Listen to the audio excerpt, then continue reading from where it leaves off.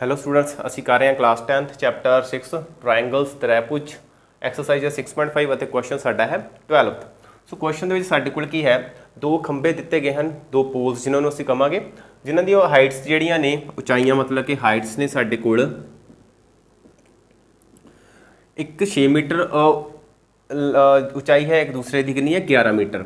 ਸੋ ਦੋਵੇਂ ਹੀ ਜਿਹੜੇ ਸਾਡੇ ਕੋਲ ਇੱਕ ਸਮਤਲ ਭੂਮੀ ਤੇ ਲੈਂਡ ਤੇ ਜਿਹੜੇ ਕਿ ਖੜੇ ਕੀਤੇ ਗਏ ਹਨ। ਸੋ ਉਹਨਾਂ ਦੇ ਹੇਠਲੇ ਸਿਰਿਆਂ ਵਿਚਕਾਰ ਦੀ ਦੂਰੀ 12 ਮੀਟਰ ਹੈ। ਸੋ ਅਸੀਂ ਪਤਾ ਕੀ ਕਰਨਾ ਹੈ, ਉੱਪਰੀ ਸਿਰਿਆਂ ਵਿਚਕਾਰ ਦੀ ਦੂਰੀ ਜਿਹੜੀ ਹੈ ਪਤਾ ਕਰੋ।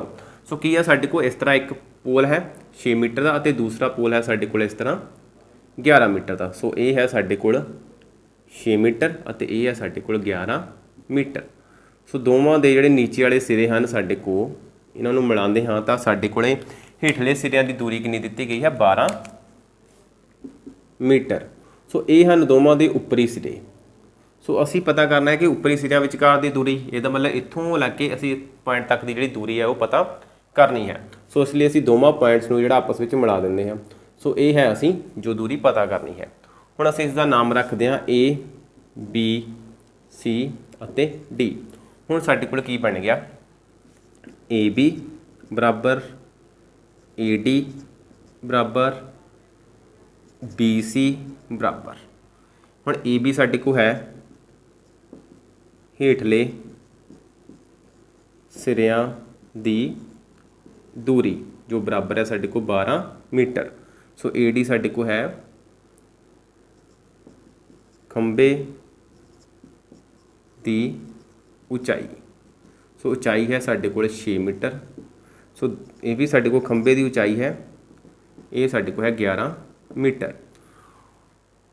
ਹੁਣ ਜੋ CD ਹੈ ਸਾਡੇ ਕੋਲ, ਉਹ ਹੈ ਸਾਡੇ ਕੋਲ ਉੱਪਰੀ ਸਿਰਿਆਂ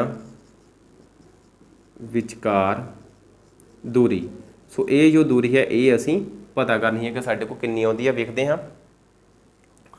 ਸੋ ਸਾਨੂੰ ਦਿੱਤਾ ਗਿਆ ਕਿ ਦੋਵੇਂ ਪੋਲ ਜਿਹੜੇ ਨੇ ਉਹ ਸਮਤਲ ਭੂਮੀ ਤੇ ਲੈਂਡ ਤੇ ਜਿਹੜੇ ਕਿ ਖੜੇ ਹਨ। ਜਦੋਂ ਸਮਤਲ ਖੜੇ ਹਨ ਇੱਕ ਲੈਂਡ ਤੇ ਤਾਂ ਸਾਡੇ ਕੋਲ ਕਿਹੜਾ ਐਂਗਲ ਬਣਾ ਰਹੇ ਹਨ, ਰਾਈਟ ਐਂਗਲ। ਇਹਦਾ ਮਤਲਬ ਕਿ ਦੋਵਾਂ ਹੀ ਹਿੱਸਿਆਂ ਵਿੱਚ ਸਾਡੇ ਕੋਲ ਰਾਈਟ ਐਂਗਲ ਜਿਹੜਾ 90 ਡਿਗਰੀ ਦਾ ਕੋਣ ਜਿਹੜਾ ਉਹ ਬਣ ਰਿਹਾ ਹੈ। ਠੀਕ ਹੈ। ਹੁਣ ਦੇਖੋ ਇਹ ਹੈ ਸਾਡੇ ਕੋਲ AB 12 ਮੀਟਰ। ਹੁਣ ਅਸੀਂ ਇਹ ਦੂਰੀ ਪਤਾ ਕਰਨੀ ਹੈ। ਸਾਡੇ ਕੋਲ ਇਹ ਪਤਾ ਕਰਨ ਦੇ ਲਈ ਇੱਕ ਜੋ ਕਲੂ ਸਾਨੂੰ ਮਿਲ ਗਿਆ ਉਹ ਹੈ ਸਾਡਾ 90 ਡਿਗਰੀ, ਮਤਲਬ ਕਿ ਸਾਡੇ ਕੋਲ ਇੱਕ ਸਮਕੋਣ ਆ ਗਿਆ ਹੈ, ਜਿਸ ਤੋਂ ਇਹ ਕਲੀਅਰ ਹੋ ਜਾਏਗਾ ਕਿ ਸਾਡੇ ਕੋਲ ਪਾਇਥਾਗੋਰਸ ਥਿਊਰਮ ਲੱਗੇਗੀ। ਪਰ ਲੱਗੇਗੀ ਕਿਸ ਤਰ੍ਹਾਂ ਅਸੀਂ ਉਹ ਵੇਖਣਾ ਹੈ। ਸੋ ਅਸੀਂ D ਤੋਂ ਇੱਕ ਲੰਬ ਜਿਹੜਾ ਹੈ ਅਸੀਂ ਉਹ BC ਵੱਲ ਖਿੱਚਦੇ ਹਾਂ। ਸੋ D ਤੋਂ ਲੰਬ DE BC ਖਿੱਚੋ। ਸੋ ਹੁਣ ਦੇਖੋ ਅਸੀਂ ਜਿਹੜਾ ਲੰਬ ਖਿੱਚਿਆ ਇਸ ਦਾ ਪੁਆਇੰਟ ਦਾ ਨਾਮ ਆਇਆ ਸਾਡੇ ਕੋਲ E ਪੁਆਇੰਟ ਰੱਖਿਆ ਹੈ ਅਸੀਂ। ਕਲੀਅਰ। ਹੁਣ ਜਿਹੜਾ ਸਾਡੇ ਕੋਲ DE ਹੈ ਸੇਮ ਸਾਡੇ ਕੋਲ AB ਦੀ ਤਰ੍ਹਾਂ ਹੀ ਹੈ। ਠੀਕ ਹੈ ਨਾ। ਦੇਖੋ ਜਿੰਨਾ ਸਾਡੇ ਕੋਲ AB ਦਿਖ ਰਿਹਾ ਹੈ ਉਨਾ ਹੀ ਸਾਡੇ ਕੋਲ DE ਹੈ। ਹੁਣ ਸਾਡੇ ਕੋਲ ਕੀ ਬਣਦਾ ਹੈ ਕਿ AB ਸਮਾਂਤਰ ਹੈ ਸਾਡੇ ਕੋਲ DE, ਇਸ ਲਈ AB ਬਰਾਬਰ ਬਣ ਜਾਂਦਾ ਹੈ ਸਾਡੇ ਕੋਲ DE, ਜੋ ਸਾਡੇ ਕੋਲ ਆ ਜਾਏਗਾ 12 ਮੀਟਰ। ਸੋ ਇਸੇ ਤਰ੍ਹਾਂ ਸਾਡੇ ਕੋਲ AD ਹੈ, AD ਸਮਾਂਤਰ ਆ ਜਾਂਦਾ ਹੈ BE। ਦੇਖੋ AD ਸਮਾਂਤਰ ਸਾਡੇ ਕੋਲ ਆ ਗਿਆ BE। ਸੋ ਆਪਸ ਵਿੱਚ ਬਰਾਬਰ ਵੀ ਹੋਣਗੇ। ਇਸ ਤਰ੍ਹਾਂ ਸਾਡੇ ਕੋਲ DE ਸਮਾਂਤਰ ਤੇ ਬਰਾਬਰ ਹੋ ਜਾਏਗਾ AB ਦੇ। ਸੋ ਇਸ ਲਈ AD ਬਰਾਬਰ ਹੋ ਗਿਆ ਸਾਡੇ ਕੋਲ BE। ਸੋ ਬਰਾਬਰ ਹੋ ਜਾਏਗਾ ਸਾਡੇ ਕੋਲ 6 ਮੀਟਰ। ਸੋ ਇਹ ਜਿਹੜੀ ਦੂਰੀ ਸਾਡੇ ਕੋਲ ਇੰਨੀ ਆ ਜਾਂਦੀ ਹੈ, ਇਹ ਆ ਗਈ ਸਾਡੇ ਕੋਲ 6 ਮੀਟਰ। ਹੁਣ ਸਾਡੇ ਕੋਲ EC ਕਿੰਨੀ ਹੈ ਅਸੀਂ ਉਹ ਪਤਾ ਕਰਨੀ ਹੈ। ਇਹ ਤਾਂ ਸਾਡੇ ਕੋਲ ਆ ਗਈ 12 ਮੀਟਰ। ਠੀਕ ਹੈ। ਹੁਣ ਅਸੀਂ ਪੂਰੀ BC ਦੀ ਗੱਲ ਕਰੀਏ ਤਾਂ BC ਬਰਾਬਰ ਹੈ ਸਾਡੇ ਕੋਲ BE ਪਲੱਸ EC। ਠੀਕ ਹੈ ਨਾ। ਦੋਵੇਂ ਹਿੱਸਿਆਂ ਨੂੰ ਜੋੜੀਏ ਤਾਂ ਸਾਡੇ ਕੋਲ ਪੂਰਾ ਹਿੱਸਾ ਇੱਕ BC ਜਿਹੜਾ ਇਹ ਸਾਈਡ ਹੈ ਉਹ ਬਣ ਜਾਂਦੀ ਹੈ। ਸੋ ਇਹ BC ਸਾਡੇ ਕੋਲ ਸੀ 11 ਮੀਟਰ, BE ਆਈ ਸਾਡੇ ਕੋਲ 6 ਮੀਟਰ ਪਲੱਸ EC। ਸੋ 11 ਮਾਈਨਸ 6 ਨਾਲ ਆ ਗਿਆ ਮੀਟਰ ਸਾਡੇ ਕੋਲ ਕਾਮਨ EC। ਸੋ ਇਹ ਸਾਡੇ ਕੋਲ ਆ ਗਿਆ EC ਬਰਾਬਰ 11 ਮਾਈਨਸ 6 ਕਿੰਨਾ ਆ ਗਿਆ 5 ਮੀਟਰ। ਸੋ ਇਸ ਤਰ੍ਹਾਂ EC ਜਿਹੜੀ ਸਾਡੇ ਕੋਲ ਨਿਕਲਦੀ ਹੈ ਇਹ ਆਉਂਦੀ ਹੈ 5 ਮੀਟਰ। ਹੁਣ ਸਾਡੇ ਕੋਲ ਇੱਕ ਤ੍ਰਿਭੁਜ ਬਣ ਰਹੀ ਹੈ ਉੱਪਰੀ ਹਿੱਸੇ ਦੇ ਵਿੱਚ। ਦੇਖੋ ਇਸ ਤਰ੍ਹਾਂ ਸਾਡੇ ਕੋਲ ਜਿਹੜੀ ਤ੍ਰਿਭੁਜ ਹੈ ਉਹ ਬਣ ਰਹੀ ਹੈ। ਇਹ ਪੁਆਇੰਟ ਹੈ ਸਾਡਾ C, ਇਹ ਹੈ E ਅਤੇ ਇਹ ਹੈ ਸਾਡਾ ਪੁਆਇੰਟ D।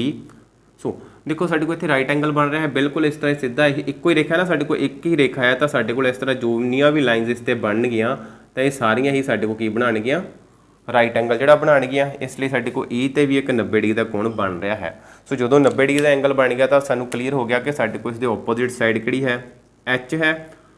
ਜਦੋਂ H ਆ ਗਈ ਤਾਂ ਸਾਨੂੰ ਕਲੀਅਰ ਹੋ ਗਿਆ ਕਿ ਇੱਥੇ ਪਾਈਥਾਗੋਰਸ ਥਿਊਰਮ ਲੱਗੇਗੀ। ਸੋ ਇਹ ਸਾਡੇ ਕੋਲ ਦਿੱਤੀ ਗਈ ਹੈ 12 ਮੀਟਰ, ਇਹ ਸਾਡੇ ਕੋਲ ਹੈ 5 ਮੀਟਰ। ਸੋ ਅਸੀਂ ਪਤਾ ਕੀ ਕਰਨਾ ਹੈ ਹੁਣ ਆਪਣਾ DC। ਸੋ ਅਸੀਂ ਲਿਖਦੇ ਹਾਂ ਤ੍ਰੈਭੁਜ DEC ਵਿੱਚ ਸਾਡੇ ਕੋਲ ਕੀ ਆ ਗਿਆ, ਪਾਈਥਾਗੋਰਸ ਥਿਊਰਮ।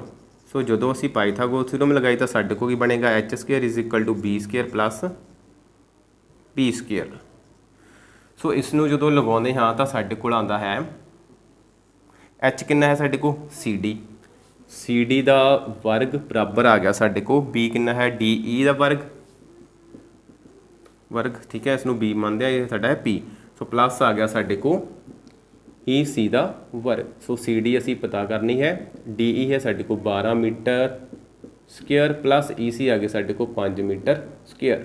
ਸੋ CD ਦਾ ਵਰਗ ਬਰਾਬਰ ਆ ਗਿਆ 12 ਦਾ ਵਰਗ ਕਰੋ 144 ਮੀਟਰ ਸਕੁਅਰ, ਕਿਉਂਕਿ 12 ਨੂੰ 2 ਵਾਰੀ ਗੁਣਾ ਕਰਕੇ ਕੀ ਆਉਂਦਾ ਸਾਡੇ ਕੋਲ 144 ਆਉਂਦਾ ਹੈ। ਸੋ ਇਸ ਤਰ੍ਹਾਂ 5 ਦਾ ਵਰਗ ਕਰਦੇ ਆ, ਸਾਡੇ ਕੋਲ ਆਏਗਾ 25 ਮੀਟਰ ਸਕੁਅਰ। ਸਾਡੇ ਕੋਲ ਬਣ ਗਿਆ CD² = 144 + 25 ਮੀਟਰ ਸਕੁਅਰ ਸਾਡੇ ਕੋਲ ਕਾਮਨ ਆ ਗਿਆ। ਸੋ CD² ਸਾਡੇ ਕੋਲ ਆ ਗਿਆ 169 ਮੀਟਰ ਸਕੁਅਰ। ਸੋ CD ਦਾ ਵਰਗ ਹੈ ਤਾਂ ਸਾਡੇ ਕੋਲ ਇਸ ਸਾਈਡ ਤੇ ਕੀ ਹੋ ਗਿਆ, ਵਰਗ ਮੂਲ।